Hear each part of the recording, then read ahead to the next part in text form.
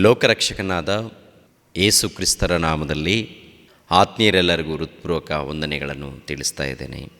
Bachelors theology second ಇಯರ್ಗೆ ಸಂಬಂಧಪಟ್ಟಂಥ ಅಂಶ. ಇದರಲ್ಲಿ ಸಭೆ ಹಿರಿಯರು ಅಂದರೆ ಯಾರು, ಎಲ್ಲರೂ ಸಭೆ ಹಿರಿಯರ ಎಂಬ ಅಂಶ ಇರುತ್ತಲ್ಲ, ಈ ಅಂಶವನ್ನು ಸ್ವಲ್ಪ ಬದಲಾವಣೆ ಮಾಡಿ ಸಭೆ ಹಿರಿಯರ ಮಾಹಿತಿ ಅಂತೇಳಿ ಕೊಟ್ಟಿದ್ದೀನಿ. ಬ್ಯಾಚುಲರ್ಸ್ ಆಫ್ ಥಿಯಾಲಜಿ ಸೆಕೆಂಡ್ ಇಯರ್ಗೆ ಸಂಬಂಧಪಟ್ಟದ್ದು. ಇದು ಖಂಡಿತವಾಗಿ ಭಕ್ತರು, ವಿಶ್ವಾಸಿಗಳು, ಸೇವಕರು ತಿಳಿದುಕೊಳ್ಳಬೇಕಾದಂಥ ಅಂಶ. ಅದರ ಸೇವೆಗೋಸ್ಕರ ಸಿದ್ಧರಾಗುವಂಥ ಪ್ರತಿಯೊಬ್ಬರು ಖಂಡಿತವಾಗಿ ತಿಳ್ಕೊಳ್ಬೇಕು. ಓಕೆ, ಪ್ರಿಯರಾದ ದೇವ್ರ ಮಕ್ಕಳಿರ, ಈ ಸಮಾಜದಲ್ಲಿ ಅನೇಕ ಸಂಘಗಳು, ಅನೇಕ ಸಂಸ್ಥೆಗಳು ಇವೆ. ಎಲ್ಲ ಸಂಘಗಳಲ್ಲಿ, ಎಲ್ಲ ಸಂಸ್ಥೆಗಳಲ್ಲಿ, ಎಲ್ಲ ಸಭೆಗಳಲ್ಲಿ, ಅಂದರೆ ಅನ್ಯರ ಸಮಾಜದಲ್ಲಾಗಿರ್ಬೋದು, ಕ್ರೈಸ್ತರ ಸಮಾಜದಲ್ಲಿ ಆಗಿರ್ಬೋದು, ಎಲ್ಲ ಸಮಾಜಗಳಲ್ಲಿ ಸಂಸ್ಥಾಪಕರು ಇರ್ತಾರೆ, ಅಧ್ಯಕ್ಷರು ಇರ್ತಾರೆ, ಉಪಾಧ್ಯಕ್ಷರು ಇರ್ತಾರೆ, ಖಜಾನ್ಸಿ ಅಂತಾರೆ, ಜನರಲ್ ಸೆಕ್ರೆಟ್ರಿ ಅಂತ ಹೇಳ್ತಾರೆ. ಇದರಲ್ಲಿ ಕೆಲವರು ಮೆಂಬರ್ ಇರ್ತಾರೆ. ಪ್ರಿಯರೇ, ಒಂದು ಸಂಸ್ಥೆಯನ್ನು ರಿಜಿಸ್ಟ್ರೇಷನ್ ಮಾಡುವಾಗ ಕೆಲವರು ಅದರಲ್ಲಿ ನೇಮಿಸಲ್ಪಡುವಂಥದ್ದು. ಪ್ರಪಂಚ ದೇಶದಲ್ಲಿ ಎಷ್ಟು ಸಂಸ್ಥೆಗಳಿವೆಯೋ, ಎಷ್ಟು ಸಭೆಗಳು ಇವೆಯೋ, ಎಲ್ಲ ಸಮಾಜದಲ್ಲಿ ಹಿರಿಯರು, ಅಧಿಕಾರಿಗಳು, ಉನ್ನತರು ಅಂಥೇಳಿ ಕರೆಯಲ್ಪಡ್ತಾರೆ.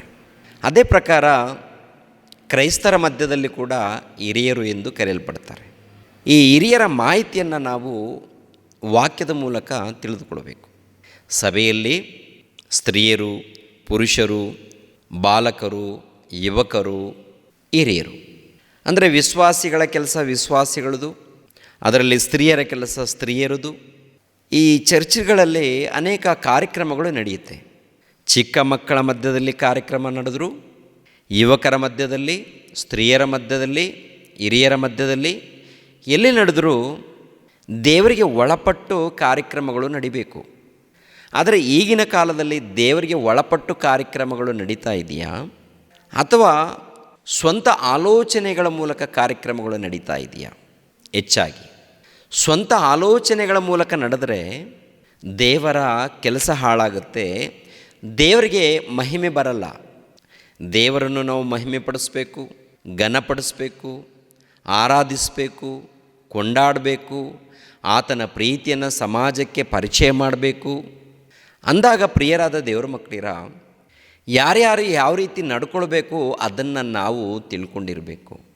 ಯಾರು ಹೇಗೆ ನಡ್ಕೊಳ್ಬೇಕು ಅಂತೇಳಿ ನೋಡಿ. 1ನೇ ಶತಮಾನದಲ್ಲಿ ಅಪೊಸ್ತಲರು ಸುವಾರ್ತೆಯನ್ನು ಅಭಿವೃದ್ಧಿ ಮಾಡುವಂಥ ಕೆಲಸದಲ್ಲಿ ಇದ್ದಾರೆ ಏನ್ರಿ. 1ನೇ ಅಧ್ಯಾಯದಲ್ಲಿ ನೋಡುವಾಗ ಯೇಸು ಕ್ರಿಸ್ತರು ಪರಲೋಕಕ್ಕೆ ಹೋಗುವಂಥ ಕಾರ್ಯಕ್ರಮ ನಡೆಯುತ್ತೆ. ಯೇಸು ಪ್ರಭು ಏನೇನು ಹೇಳಬೇಕೋ ಎಲ್ಲ ಹೇಳಿ ಪರಲೋಕಕ್ಕೆ ಹೋಗ್ತಾರೆ. 2ನೇ ಅಧ್ಯಾಯದಲ್ಲಿ ನೋಡುವಾಗ ಪವಿತ್ರಾತ್ಮನು ಅವ್ರ ಮಧ್ಯದಲ್ಲಿ ಇಳಿತಾರೆ. ಪವಿತ್ರಾತ್ಮನ ಇಳಿದ ಮೇಲೆ ಅಪೊಸ್ತಲರು ದೇವರ ವರಗಳನ್ನು ಪಡ್ಕೊಂಡು ದೇವರ ಜ್ಞಾನವನ್ನು ಉನ್ನತವಾಗಿ ಸಾರ್ತಾರೆ. ಅನ್ಯ ಭಾಷೆಗಳನ್ನು ಮಾತನಾಡ್ತಾರೆ, ಅದ್ಭುತಗಳನ್ನು ಮಾಡ್ತಾರೆ. ಆಮೇಲೆ ಅನೇಕರು ಅವರ ಬಳಿಯಲ್ಲಿ ಬಂದು ನಾವು ಏನು ಮಾಡಬೇಕು ಅಂತ ಹೇಳಿ ಪಶ್ಚಾತ್ತಾಪ ಪಡುವಂಥದ್ದು, ಮನಸಾಂತರ ಹೊಂದಿರುವಂಥದ್ದು. ಆಮೇಲೆ ದೀಕ್ಷೆ ಸ್ನಾನ ಪಡೆದುಕೊಂಡು ಒಂದೇ ದಿನದಲ್ಲಿ 3,000 ಜನ ಸೇರಿರುವಂಥದ್ದು ಸಭೆಯಲ್ಲಿ ನೋಡ್ತೀವಿ. ಒಂದು ದಿನ ನೋಡುವಾಗ 3,000 ಜನ, ಮತ್ತೊಂದು ದಿನ ನೋಡುವಾಗ 4,000 ಜನ ಬೆಳೀತಾರೆ, 5,000 ಜನ, ಬಹಳ ಜನ ಅಂತ ಹೇಳ್ತಾರೆ ಒಂದು ವಚನದಲ್ಲಿ. ಸಭೆಯಲ್ಲಿ ಬಹಳ ಮಂದಿ ಬೆಳೀತಾ ಇದ್ದಾರೆ, ಅಭಿವೃದ್ಧಿ ಆಗ್ತಾ ಇದ್ದಾರೆ. ಯಾಕೆ? ಅವರೆಲ್ಲರೂ ಒಗ್ಗಟ್ಟಾಗಿದ್ದಾರೆ, ಒಂದಾಗಿದ್ದಾರೆ, ದೇವರಿಗೆ ವಿಧೇಯರಾಗಿದ್ದಾರೆ. ದೇವರ ರಾಜ್ಯ ಸುವಾರ್ತೆಯನ್ನು ಅಭಿವೃದ್ಧಿ ಮಾಡುವಂಥ ಕೆಲಸದಲ್ಲಿ ಇವರು ಇರುವಾಗ ಏನ್ರಿ, ಯಹೂದಿಗಳು ಇದ್ದಾರಲ್ಲ, ಈ ಯಹೂದಿಗಳಲ್ಲಿ ಹಿರಿಯರಿದ್ದಾರೆ. ಈ ಹಿರಿಯರು ಬಂದು ಏನು ಮಾಡ್ತಾಯಿದ್ದಾರೆ ನೋಡಿ ಒಂದು ಸಾರಿ. ಅಪೊಸ್ತಲರ ಕೃತ್ಯಗಳು 4ನೇ ಅಧ್ಯಾಯ 1ನೇ ವಚನ 2ನೇ ವಚನ ಏನು ನಡೀತಾ ಇದೆ. ಅಪೊಸ್ತಲರು ದೇವರ ವಾಕ್ಯವನ್ನು ಸಾರ್ತಾ ಇದ್ದಾರೆ. ಅಂದರೆ ಯೇಸು ಕ್ರಿಸ್ತರ ಒಂದು ಪುನರುತ್ಥಾನವನ್ನು ಕುರಿತು, ಮರಣವನ್ನು ಕುರಿತು, ಆಮೇಲೆ ಸತ್ತವರು ಜೀವಿತರಾಗಿ ಎದ್ದು ಬರ್ತಾರೆ, ಪುನರುತ್ಥಾನವನ್ನು ಹೊಂದಿಕೊಳ್ತಾರೆ, ನಮ್ಮೆಲ್ಲರಿಗೂ ಮತ್ತೊಂದು ಜೀವಿತ ಇದೆ ಅಂತೇಳಿ ಸುವಾರ್ತೆ ಸಾರ್ತಾ ಇದ್ದಾರೆ. ಈ ಸುವಾರ್ತೆ ಸಾರುವಂಥ ಸಮಯದಲ್ಲಿ ಯಾರ್ಯಾರು ಬಂದಿದ್ದಾರೆ ಅಂತ ನೋಡ್ತೀವಿ ಏನ್ರಿ. ಯಾರ್ಯಾರು ಬಂದಿದ್ದಾರಪ್ಪ ಅಂತ ನೋಡುವಾಗ 3ನೇ ವಚನದಲ್ಲಿ ಮೇಲ್ಗಡೆ, ಅಪೊಸ್ತಲರು ಜನರ ಸಂಗಡ ಮಾತಾಡುತ್ತಿರುವಾಗಲೇ ಬಂದು ಅವರನ್ನು ಹಿಡಿದು ಆಗಲೇ ಸಾಯಂಕಾಲವಾಗಿದ್ದರಿಂದ ಮರುದಿನದವರೆಗೆ ಕಾವಲಲ್ಲಿಟ್ಟರು.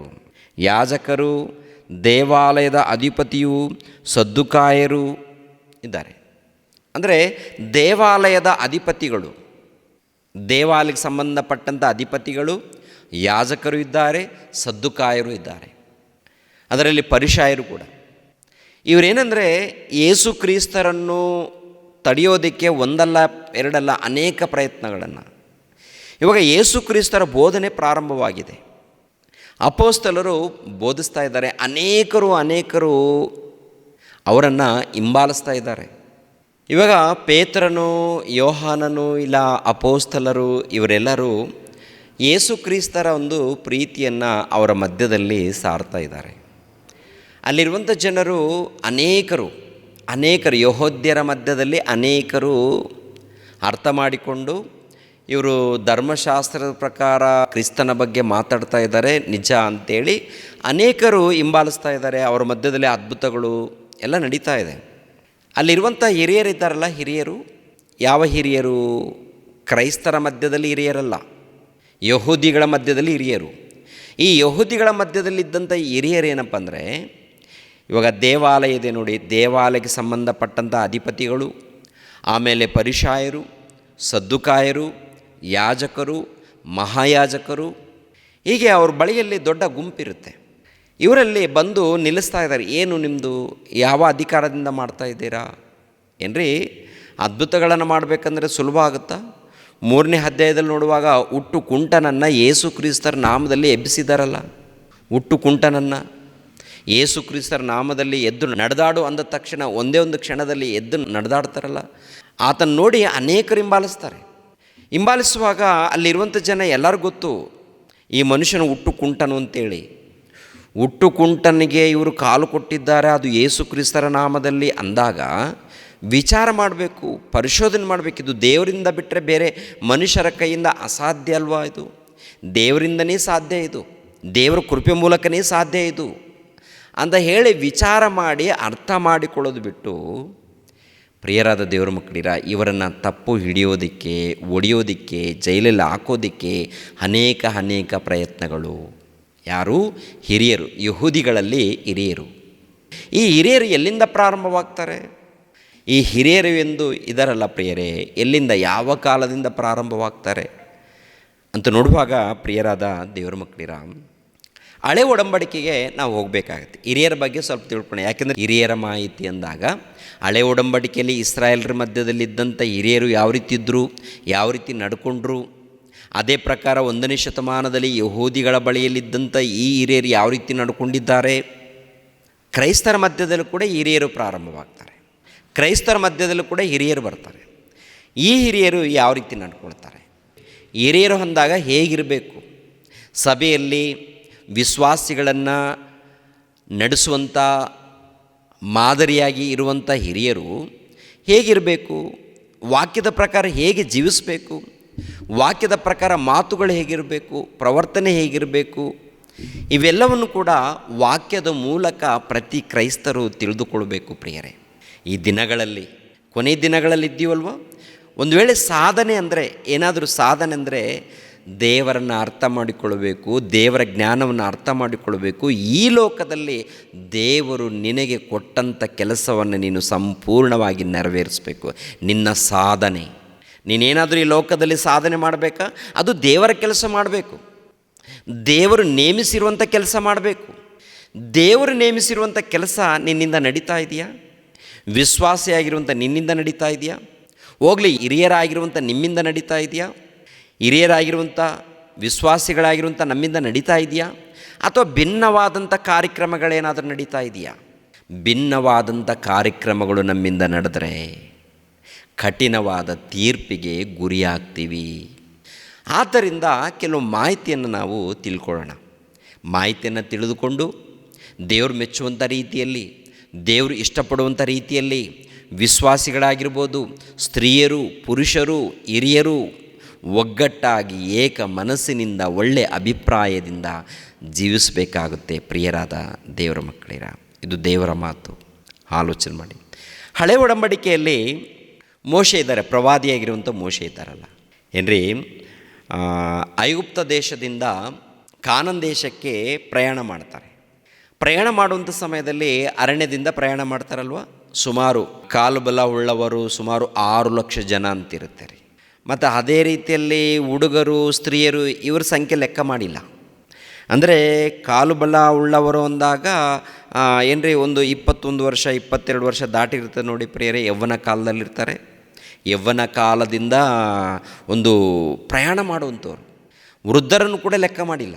ವೃದ್ಧರಿರ್ತಾರಲ್ಲ, ಅಂದರೆ ಕೆಲವರು ವೃದ್ಧರನ್ನು ಹೊತ್ಕೊಂಡು ಹೋಗ್ತಾರೆ, ನಡೆಯೋದಕ್ಕೆ ಆಗಲ್ಲ ಅಂಥವರು ವೃದ್ಧರು ಕೂಡ ಇದ್ದಾರೆ. ಅದರಲ್ಲಿ ವೃದ್ಧರು ಇದ್ದಾರೆ, ಚಿಕ್ಕ ಮಕ್ಕಳು ಇದ್ದಾರೆ, ಸ್ತ್ರೀಯರು ಇದ್ದಾರೆ. ಸ್ತ್ರೀಯರನ್ನು ಚಿಕ್ಕ ಮಕ್ಕಳನ್ನು ಏನ್ರಿ ಎಣಿಕೆ ಮಾಡಿಲ್ಲ, ವೃದ್ಧರನ್ನು ಕೂಡ ಇಲ್ಲ. ಯೌವನ ಕಾಲದಲ್ಲಿದ್ದಂಥ ಯುವಕರನ್ನು, 21 ವರ್ಷ ದಾಟಿದಂಥ ಯುವಕರನ್ನು ಲೆಕ್ಕ ಮಾಡಿದಾಗ ಸುಮಾರು 6 ಲಕ್ಷ ಜನ. ಟೋಟಲ್ ಕಮ್ಮಿ ಅಂದರೂ ಅವ್ರ ಬಳಿಯಲ್ಲಿ ಒಂದು ಏನಪ್ಪ ಅಂದರೆ ಕಮ್ಮಿ ಅಂದ್ರೂ ಹುಡುಗರು ಸ್ತ್ರೀಯರು ಇವರೆಲ್ಲ ಸೇರಿಸಿದ್ರೆ ಕಮ್ಮಿ ಅಂದ್ರೂ ಒಂದು 15 ಲಕ್ಷದವರೆಗೆ ಇರ್ತಾರೆ ಅವರು.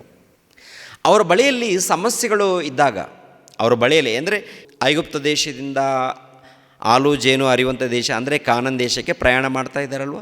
ಪ್ರಯಾಣ ಮಾಡುವಂಥ ಸಮಯದಲ್ಲಿ ಅರಣ್ಯದಲ್ಲಿದ್ದಾರಲ್ಲ. ಈ ಅರಣ್ಯದಲ್ಲಿ ಇದ್ದಂಥ ಕಾಲದಲ್ಲಿ ಮೋಶೆ ಸೀನಾಯಿ ಬೆಟ್ಟಕ್ಕೆ ಹೋಗ್ತಾನೆ. ಸೀನಾಯಿ ಬೆಟ್ಟಕ್ಕೆ ಹೋದ ಮೇಲೆ ಅಲ್ಲಿ ಧರ್ಮಶಾಸ್ತ್ರವನ್ನು ದೇವರು ಕೊಡ್ತಾರೆ, ಅದನ್ನು ತೊಗೊಂಡು ಬರ್ತಾರೆ. ಧರ್ಮಶಾಸ್ತ್ರವನ್ನು ಕಲ್ಲಿನ ಹಲಿಗೆಯ ಮೇಲೆ ದೇವರು ಧರ್ಮಶಾಸ್ತ್ರವನ್ನು ಕೊಡುವಂಥದ್ದು, ಜ್ಞಾನವನ್ನು ಕೊಡುವಂಥದ್ದು. ಇವಾಗ ಆದಿಕಾಂಡದಲ್ಲಿ ನಡೆದಂಥ ವಿಷಯಗಳನ್ನು ಹೇಗೆ ಬರೀತಾರೆ ಅವರು? ಆದಿಕಾಂಡದಲ್ಲಿ ಬರೆಯಲ್ಪಟ್ಟಂಥ ವಿಷಯಗಳು ಯಾರಿಗೆ? ಮೋಶೆ ಗೊತ್ತಾ? ಗೊತ್ತಿದ್ದರೆ ಸ್ವಲ್ಪ ಗೊತ್ತಿರುತ್ತೆ, ಪೂರ್ತಿ ಡೀಟೇಲ್ಸ್ ಗೊತ್ತಾ ಅಂತ ನೋಡುವಾಗ ಗೊತ್ತಿಲ್ಲ. ಮತ್ತು ಹೇಗೆ ಬರೀತಾರೆ? ದೇವರು ತಿಳಿಸ್ಕೊಡ್ತಾರೆ. ಧರ್ಮಶಾಸ್ತ್ರ ಇದೆ ನೋಡಿ ಪ್ರಿಯರೇ, ಧರ್ಮಶಾಸ್ತ್ರ ಕಲ್ಲಿನ ಹಲಿಗೆ ಮೇಲೆ ದೇವರು ಬರೀತಾರೆ, ಬರೆದು ಕೊಡ್ತಾರೆ. ಆಮೇಲೆ ಈತನಿಗೆ ಜ್ಞಾನ ಕೊಟ್ಟಾಗ ಧರ್ಮಶಾಸ್ತ್ರವನ್ನು ಬರೀತಾರೆ. ಅದರಲ್ಲಿ ಏನ್ರಿ, ಇವಾಗ ಇಸ್ರಾಯೇಲ್ಯರ ಮಧ್ಯದಲ್ಲಿ ಸಮಸ್ಯೆಗಳಿರುತ್ತೆ ನೋಡಿ. ಈ ಸಮಸ್ಯೆಗಳನ್ನು ಪರಿಹಾರ ಮಾಡಬೇಕಾದ್ರೆ ಎಲ್ಲರೂ ಕೂಡ ಸಮಸ್ಯೆಗಳು ಹೇಳ್ಕೊಳ್ಳೋದಕ್ಕೆ ಯಾರ ಬಳಿಯಲ್ಲಿ ಬರ್ತಾರೆ ಗೊತ್ತಾ? ಮೋಶೆಯ ಬಳಿಯಲ್ಲಿ ಬರ್ತಾರೆ. ಅನೇಕರ ಸಮಸ್ಯೆಗಳಲ್ಲಿ ಗಂಡ ಹೆಂಡತಿ ಮಧ್ಯದಲ್ಲಿ ಜಗಳ ಇರುತ್ತೆ, ಇಲ್ಲ ಮಕ್ಕಳ ಮಧ್ಯದಲ್ಲಿ ಏನೋ ಒಂದು ಜಗಳ ಇರುತ್ತೆ, ಇಲ್ಲ ಯುವಕರ ಮಧ್ಯದಲ್ಲಿ ಏನೋ ಒಂದು ಕಿರಿಕಿರಿ ಆಗಿರುತ್ತೆ, ಆಸ್ತಿ ಬಗ್ಗೆ ನಷ್ಟ ಏನೋ ಒಂದು ಇರುತ್ತಲ್ಲ. ಯಾಕಂದರೆ ಆ ಸಮಸ್ಯೆಗಳನ್ನು ಪರಿಹಾರ ಮಾಡಬೇಕಂದ್ರೆ ಯಾರ ಬಳಿಗೆ ಹೋಗಬೇಕು? ಅವ್ರ ಮಧ್ಯದಲ್ಲಿ ಹಿರಿಯ ಯಾರು ಅಂತ ನೋಡುವಾಗ ಮೋಶೆ, ಆರೋನ ಇವ್ರ ಬಳಿಗೆ ಹೋಗಬೇಕು. ಅವ್ರ ಬಳಿಯಲ್ಲಿ ಹೋದಾಗ ಏನ್ರಿ, ಒಬ್ಬೊಬ್ರದ್ದು ನ್ಯಾಯ ತೀರ್ಪು ಮಾಡಬೇಕು ಅಂದಾಗ ರಾತ್ರಿ ಎಲ್ಲ ಅವ್ರ ಬಳಿಯಲ್ಲಿ ಕೂತ್ಕೋಬೇಕು, ಕಣ್ಣಿಗೆ ನಿದ್ದೆ ಇಲ್ಲ. ಮೋಶೆ ಮಾವ ಬಂದು ನೋಡ್ತಾನೆ, ಏನು ಇದೆಲ್ಲ ತೀರ್ಪು ಮಾಡೋದು ನೋಡುವಾಗ, ಇದೆಲ್ಲ ವಿಚಾರ ಮಾಡುವಾಗ ಇದು ದೊಡ್ಡ ಸಮಸ್ಯೆ ಇದೆಯಲ್ಲ, ಇದು ಇಷ್ಟು ಜನರನ್ನು ನೋಡ್ಕೊಳ್ಬೇಕಾದ್ರೆ ಬಹಳ ಕಷ್ಟವಾಗುತ್ತೆ. ಆದ್ದರಿಂದ ಮೋಶೆ ಮಾವನವರಾಗಿರುವಂಥ ಇತ್ರೋರವರು ಒಂದು ಸಜೆಷನ್ ಕೊಡ್ತಾರೆ ಮೋಶೆಗೆ. ಏನು ಕೊಡ್ತಾರೆ ನೋಡಿ, ವಿಮೋಚನೆ ಕಾಂಡ ಅಂದರೆ 18ನೇ ಅಧ್ಯಾಯ 17ನೇ ವಚನದಿಂದ ನೋಡೋಣ. 17ನೇ ವಚನದಿಂದ 23ನೇ ವಚನದವರೆಗೆ. ಅಂದರೆ ಇತ್ರೋನನು ಯಾರು? ಮೋಶೆಯ ಮಾವನು. ಮೋಶೆಯ ಮಾವನಾದ ಇತ್ರೋನನು ಹೇಳುವಂಥ ಮಾತೇನೆಂದರೆ, ಮೋಶೆ, ಇದು ದೊಡ್ಡ ಕೆಲಸ, ಇದು ಬಹಳ ಕಷ್ಟಕರವಾದಂಥ ಕೆಲಸ. ಇವರೆಲ್ಲರಿಗೆ ನ್ಯಾಯ ತೀರ್ಪು ಮಾಡಬೇಕು, ಒಳ್ಳೆಯ ನೀನು ಸಜೆಷನ್ ಕೊಡಬೇಕು, ಸಮಾಧಾನ ಪಡಿಸ್ಬೇಕು ಅಂದಾಗ, ನೀನೊಬ್ಬನೇ ಮಾಡಬೇಕು ಅಂದಾಗ ಬಹಳ ಕಷ್ಟವಾಗುತ್ತೆ. ಅದಕ್ಕೆ 1000 ಮಂದಿ ಮೇಲೆ ಒಬ್ಬರನ್ನು, 100 ಮಂದಿಯ ಮೇಲೆ ಒಬ್ಬರನ್ನು, 50 ಮಂದಿಯ ಮೇಲೆ ಒಬ್ಬರನ್ನು, 10 ಮಂದಿಯ ಮೇಲೆ ಒಬ್ಬರನ್ನು, ಹೀಗೆ ಕೆಲವರನ್ನು ನೇಮಿಸ್ಬೇಕು ನೀನು. ಇವ್ರ ಮೇಲೆ ಅಧಿಕಾರಿಗಳನ್ನಾಗಿ ನೇಮಿಸುವಾಗ ಅವ್ರು ಹೇಗಿರಬೇಕು ಅಂದಾಗ 21ನೇ ವಚನವನ್ನು ನಾನು ಓದ್ತೀನಿ ನೋಡಿ. ಆದರೆ ನೀನು ಸಮಸ್ತ ಜನರೊಳಗೆ ಸಮರ್ಥರು, ದೇವಭಕ್ತರು, ನಂಬಿಗಸ್ತರು, ಲಂಚ ಮುಟ್ಟದವರು ಆಗಿರುವ ಪುರುಷರನ್ನು ಆರಿಸಿಕೊಂಡು ಅವರನ್ನು 1000 ಮಂದಿಯ ಮೇಲೆಯೂ, 100 ಮಂದಿಯ ಮೇಲೆಯೂ, 50 ಮಂದಿಯ ಮೇಲೆಯೂ, 10 ಮಂದಿಯ ಮೇಲೆಯೂ ಅಧಿಕಾರಿಗಳನ್ನಾಗಿ ನೇಮಿಸಬೇಕು. ಇವರೆಲ್ಲರ ಮೇಲೆ ನೀನು ಹಿರಿಯನಾಗಿರು. ಅಂದರೆ ಈ ನೇಮಿಸುವಾಗ ಎಂಥವ್ರನ್ನ ನೇಮಿಸ್ಕೊಳ್ತೀಯ? ಮೊಟ್ಟ ಮೊದಲು ಅವರಲ್ಲಿ ಭಕ್ತಿ ಇರಬೇಕು. ಮೊಟ್ಟ ಮೊದಲು ಏನಿರಬೇಕು ಅವರಲ್ಲಿ? ಭಕ್ತಿ ಇರಬೇಕು, ನಂಬಿಕೆ ಇರಬೇಕು. ಎರಡನೇದಾಗಿ ಲಂಚ ಮುಟ್ಟದವರಾಗಿರಬೇಕು. ನೋಡಿ, ಇತ್ರೋನನು ಕೂಡ ಒಳ್ಳೆಯ ಒಂದು ಮಾಹಿತಿಯನ್ನು ಕೊಡ್ತಾನೆ.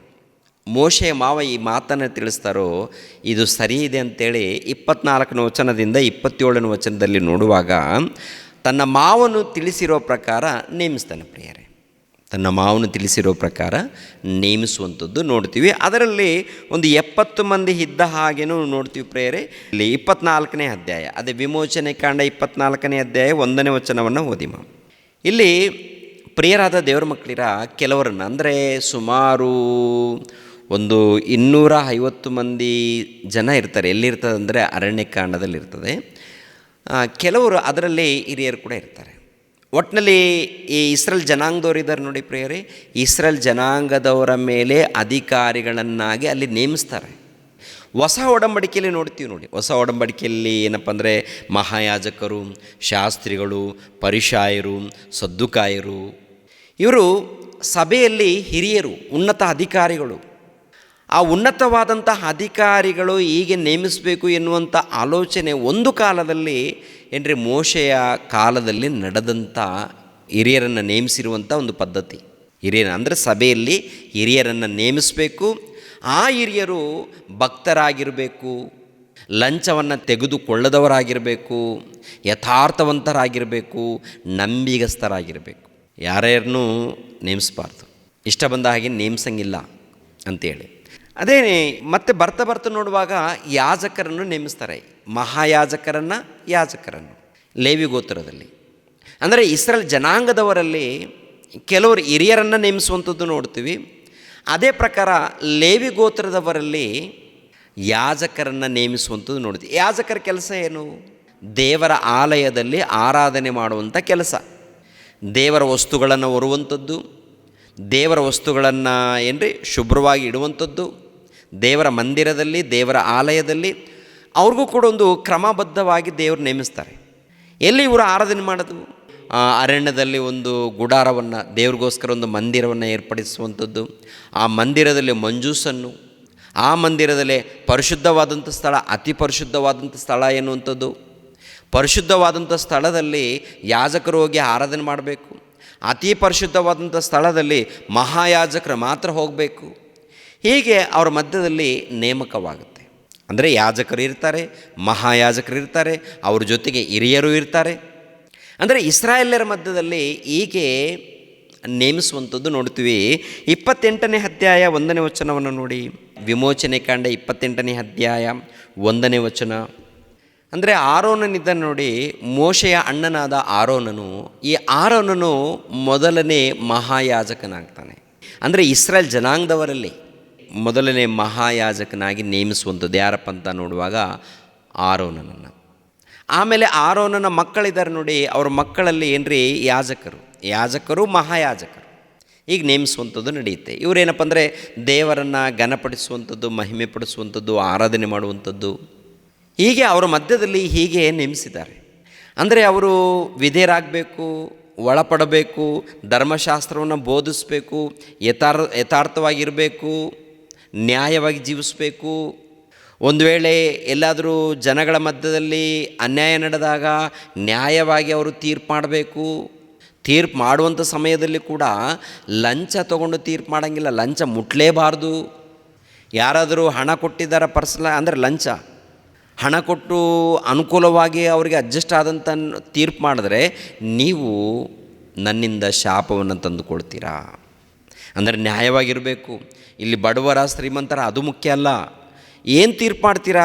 ನ್ಯಾಯವಾಗಿ, ಪಕ್ಷಪಾತ ಇಲ್ಲದೆ ನೀವು ತೀರ್ಪು ಮಾಡಬೇಕು, ಯಥಾರ್ಥವಾಗಿರಬೇಕು, ನಂಬಿಗಸ್ತರಾಗಿರಬೇಕು.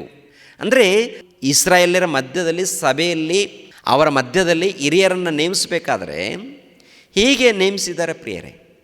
ಕೆಲವರು ಒಳ್ಳೆ ರೀತಿಯಿಂದ ನಡ್ಕೊಂಡಿದ್ದಾರೆ, ಹೆಚ್ಚಾಗಿ ಏನಾಗಿದ್ದಾರೆ ಗೊತ್ತಾ? ಭ್ರಷ್ಟರಾಗಿದ್ದಾರೆ. ಕೆಲವರು ಒಳ್ಳೆ ರೀತಿಯಿಂದ ನಡ್ಕೊಂಡಿದ್ದಾರೆ.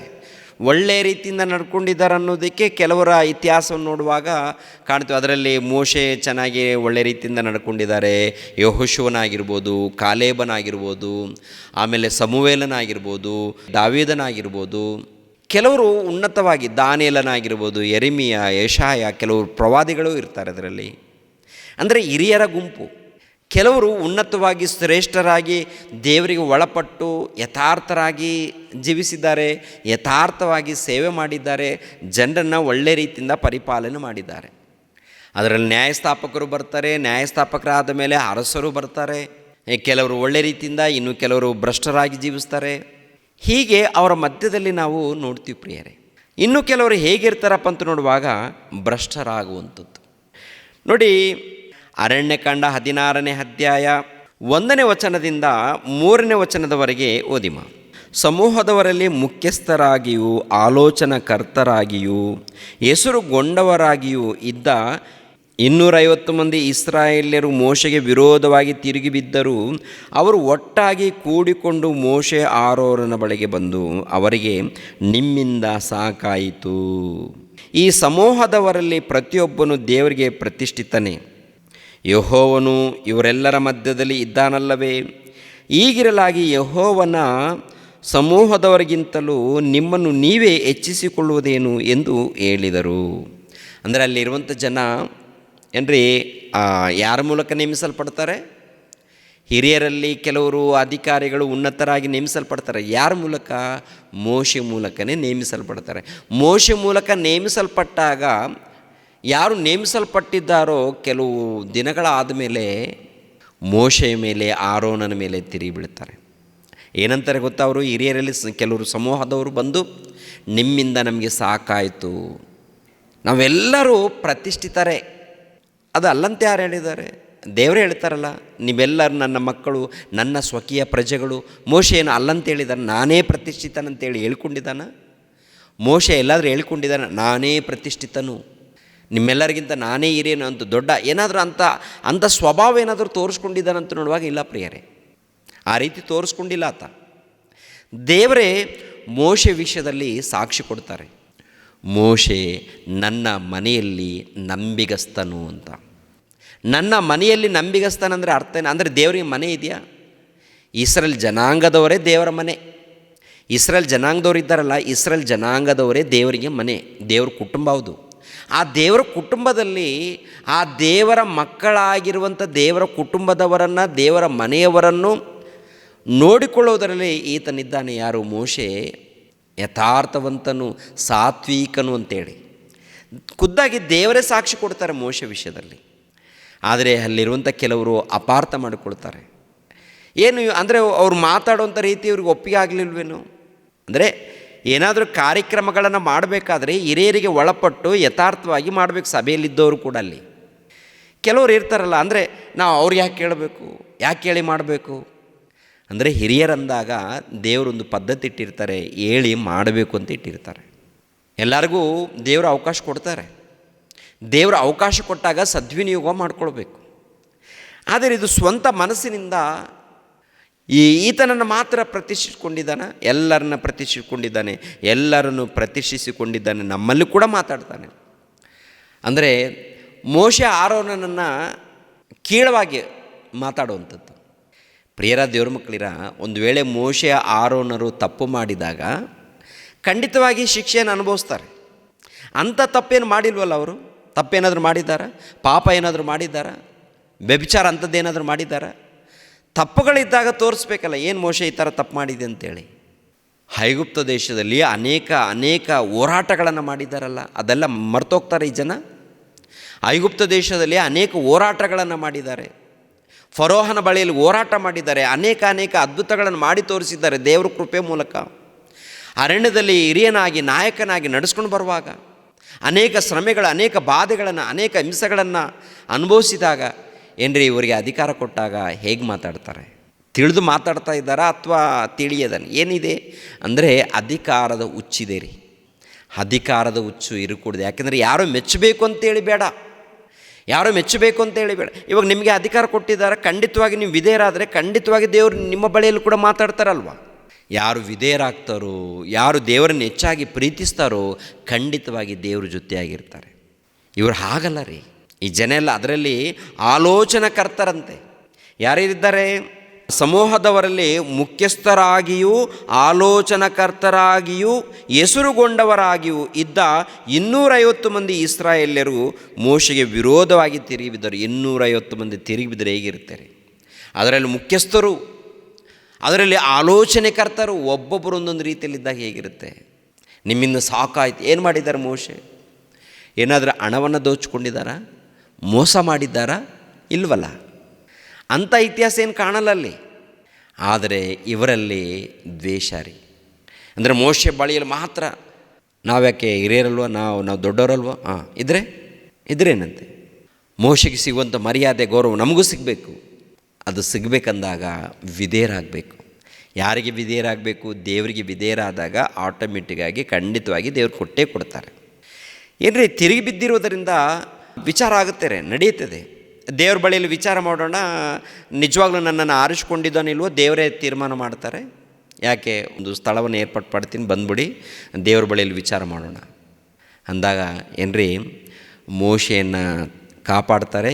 ಯಾರ್ಯಾರು ವಿರುದ್ಧವಾಗಿ ತಿರುಗಿ ಬಿದ್ದಿದ್ದಾರೋ ಪ್ರಿಯರೇ, ಅವರೆಲ್ಲರನ್ನು ನಿಂತ ಸ್ಥಳದಲ್ಲೇ ಭೂಮಿ ಬಾಯಿ ತೆರೆದು ಅವರು ಕುಟುಂಬ ಸಹಿತವಾಗಿ ಪಾತಾಳಕ್ಕೆ ಇಳಿತಾರೆ ಪ್ರಿಯರೇ. ಪಾತಾಳ ಅಂದರೆ ಸತ್ತೋಗ್ತಾರೆ. ದೇಹ ಅಂದರೆ ಮಣ್ಣಿನಲ್ಲಿ, ಆತ್ಮಗಳು ಒಂದೇ ಒಂದು ಕ್ಷಣದಲ್ಲಿ ಪಾತಾಳ ಲೋಕದಲ್ಲಿ ಯಾತನೆ ಪಡುವಂಥ ಸ್ಥಳಕ್ಕೆ. ಒಂದು ಸರಿ ಆಲೋಚನೆ ಮಾಡಿ ಪ್ರಿಯರೇ. ಅಂದರೆ ಉನ್ನತ ಸ್ಥಾನದಲ್ಲಿ ಇದ್ದಂಥ ಅಧಿಕಾರಿಗಳು, ಕೆಲವರು ಹಿರಿಯರು ಏನಾಗಿದ್ದಾರಪ್ಪ ಅಂತ ನೋಡುವಾಗ ಸ್ವಾರ್ಥಿಗಳಾಗಿದ್ದಾರೆ. ಕೆಲವರು ಒಳ್ಳೆಯ ರೀತಿಯಿಂದ ನಡ್ಕೊಂಡವರು ಇದ್ದಾರೆ, ಒಳ್ಳೆಯ ರೀತಿಯಿಂದ. ಯಾಕೆಂದರೆ ಈ ಸತ್ಯವೇದ ಗ್ರಂಥ ನಮ್ಮ ಬಳಿಯಲ್ಲಿ ಬರಬೇಕಂದಾಗ ಹಿರಿಯರು, ಒಳ್ಳೆಯವರು ಪ್ರಾಣತ್ಯಾಗ ಮಾಡಿದ್ದಾರೆ, ತಮ್ಮ ಜೀವಿತವನ್ನು ಅರ್ಪಣೆ ಮಾಡಿದ್ದಾರೆ, ತಮ್ಮ ಬದುಕುಗಳನ್ನು ಜೀವಿತವನ್ನು ಅರ್ಪಣೆ ಮಾಡಿದ್ದಾರೆ. ಅಂದರೆ ದೇವರು ಕೊಟ್ಟಂಥ ಕಾಲವನ್ನು, ಆರೋಗ್ಯವನ್ನು, ಆಯುಷ್ಕಾಲವನ್ನು ದೇವ್ರಿಗೋಸ್ಕರ ಸಮರ್ಪಣೆ ಮಾಡಿದ್ದಾರೆ ಪ್ರಿಯರು. ಒಳ್ಳೆ ಭಕ್ತರಿದ್ದಾರೆ, ಒಳ್ಳೆ ಸೇವಕರಿದ್ದಾರೆ, ಒಳ್ಳೆ ಹಿರಿಯರಿದ್ದಾರೆ ಪ್ರಿಯರ ದೇವರ ಮಕ್ಕಳಿರ, ಅನುಭವಸ್ಥರಾಗಿರುವಂಥ ಹಿರಿಯರು. ಇನ್ನು ಕೆಲವರು ಮೂಢರಿದ್ದಾರೆ ಕ್ರಿಸ್ತ ಪೂರ್ವದಲ್ಲಿ. ಅಂದರೆ ಮೂಢರ ಸಂಖ್ಯೆ ಅನೇಕ, ಒಳ್ಳೆಯವರ ಸಂಖ್ಯೆ ಬಹಳ ಸ್ವಲ್ಪ. ಒಳ್ಳೆಯವರ ಮೂಲಕ ಪ್ರಿಯರಾದ ದೇವರ ಮಕ್ಕಳಿರ ಸತ್ಯವೇದ ಗ್ರಂಥ ಬರೆಯಲ್ಪಟ್ಟಿದೆ, ಭದ್ರವಾಗಿ ಕಾಪಾಡಲ್ಪಟ್ಟಿದೆ. ದೇವರು ಅವ್ರ ಮೂಲಕ ಕಾಪಾಡಿಕೊಂಡು ಬಂದಿದ್ದಾರೆ. ಯೆಶಾಯ ಗ್ರಂಥ 3ನೇ ಅಧ್ಯಾಯ 13ರಿಂದ 15ನೇ ವಚನದವರೆಗೆ ಓದಿಮೈ. ಅಂದರೆ ಹಿರಿಯರು ಹೇಗಾಗಿದ್ದಾರಂತೆ ಈ ವಚನವನ್ನು ಪರಿಶೋಧನೆ ಮಾಡಿ ಪ್ರಿಯರೇ. ಅವರ ಮಧ್ಯದಲ್ಲಿ ಹಿರಿಯರು ಹೇಗಾಗಿದ್ದಾರಂತೆ ನೋಡುವಾಗ ಗಮನಿಸಬೇಕು. ಯೆಹೋವನು ತನ್ನ ಜನರ ಹಿರಿಯರನ್ನು, ಅಧಿಕಾರಿಗಳನ್ನು ನ್ಯಾಯ ವಿಚಾರಣೆಗೆ ತರುವನು.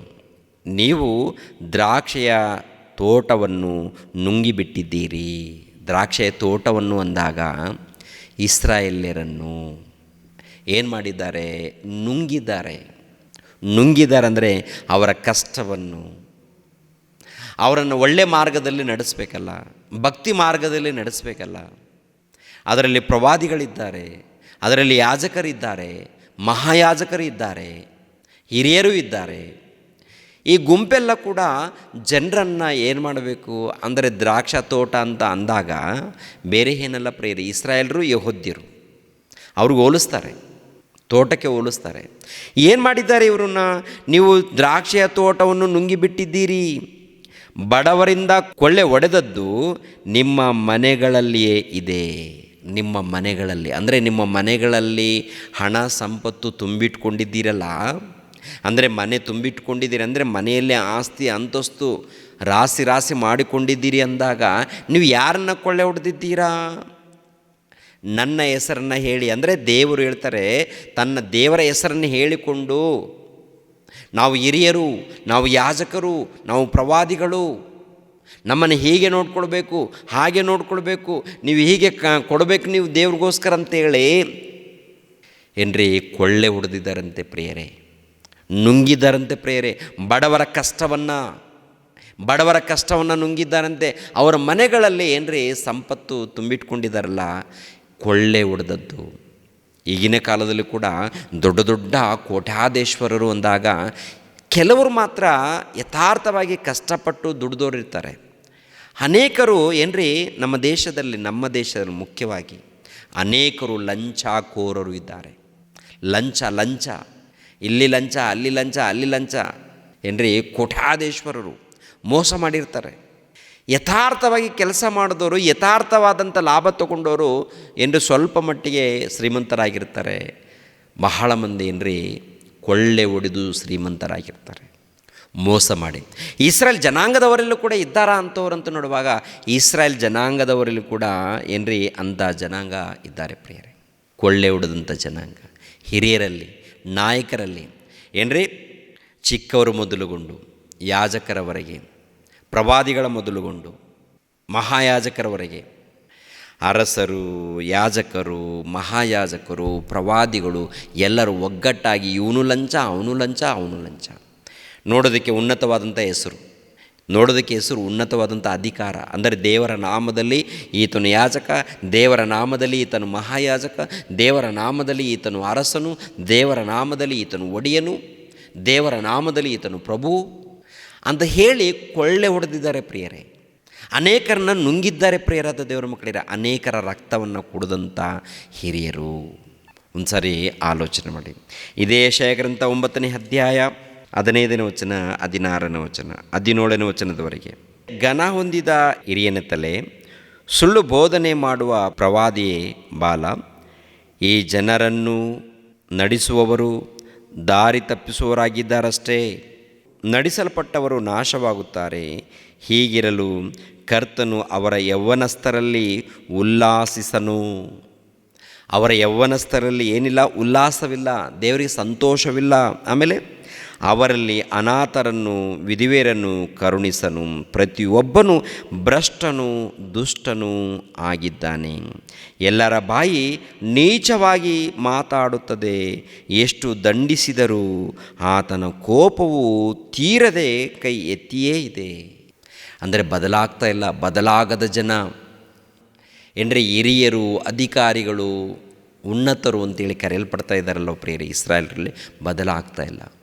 ಅಂಥ ಜನ ಕ್ರೈಸ್ತರ ಮಧ್ಯದಲ್ಲಿ ಇದ್ದಾರಾ ಅಂತ ನೋಡುವಾಗ ಏನ್ರಿ ಈ ಸುಳ್ಳು ಬೋಧಕರು, ಸುಳ್ಳು ಪ್ರವಾದಿಗಳು, ಸುಳ್ಳು ಹಿರಿಯರು, ಅಂದರೆ ಹಿರಿಯರು ವಾಕ್ಯಕ್ಕೆ ಅವಿಧೇಯರಾದವರು ಇದ್ದಾರಾ ಅಂತ ನೋಡುವಾಗ ಒಂದು ಸಾರಿ ನೋಡಿ, ಪೇತ್ರನು ಬರೆದ 2ನೇ ಪತ್ರಿಕೆ 2ನೇ ಅಧ್ಯಾಯ 1ನೇ ವಚನ 2ನೇ ವಚನವನ್ನು ನೋಡಿ.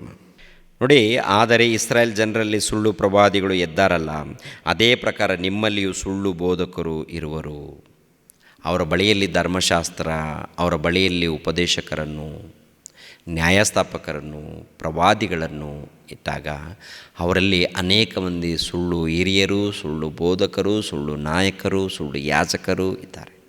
ಅದೇ ಪ್ರಕಾರ ಕ್ರೈಸ್ತರಲ್ಲಿ 1ನೇ ಶತಮಾನದಲ್ಲೇ ಕ್ರೈಸ್ತರಲ್ಲಿ ಕೂಡ ಹುಟ್ಟಿದ್ದಾರಂತೆ ಪ್ರಿಯರೇ. ಯಾರಿದ್ದಾರಂತೆ 1ನೇ ಶತಮಾನದ, ಅಂದರೆ 1ನೇ ಶತಮಾನದಲ್ಲೇ ಈ ಗುಂಪು ಬಂದಿದೆ ರೀ. ಯಾವ ಗುಂಪು? ಸುಳ್ಳು ಬೋಧಕರ ಗುಂಪು, ಸುಳ್ಳು ಹಿರಿಯರ ಗುಂಪು.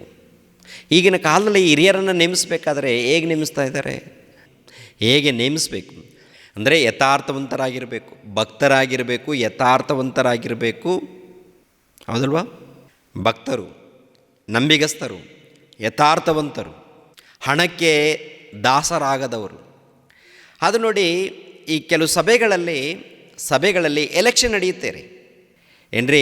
ಈ ಸರ್ಕಾರದ ಮಧ್ಯದಲ್ಲಿ ಎಲೆಕ್ಷನ್ ಯಾವ ರೀತಿ ನಡೆಯುತ್ತೋ, ಕೆಲವು ಸಭೆಗಳ ಮಧ್ಯದಲ್ಲಿ ಎಲೆಕ್ಷನ್ ನಡೆಯುತ್ತೆ. ಕೆಲವರು ಅಧ್ಯಕ್ಷರಾಗಬೇಕಂತೇಳಿ, ಇವರು ನಾಯಕರಾಗಬೇಕಂತೇಳಿ, ಇವರು ಹಿರಿಯರಾಗಬೇಕಂತೇಳಿ, ಇಲ್ಲಾಂದರೆ ಆ ಸಭೆಯಲ್ಲಿ ಇವ್ರಿಗೊಂದು ಪೋಸ್ಟ್ ಬೇಕು, ಅದಕ್ಕೆ ಎಲೆಕ್ಷನಲ್ಲಿ ನಿಲ್ಲಿಸ್ತಾರೆ.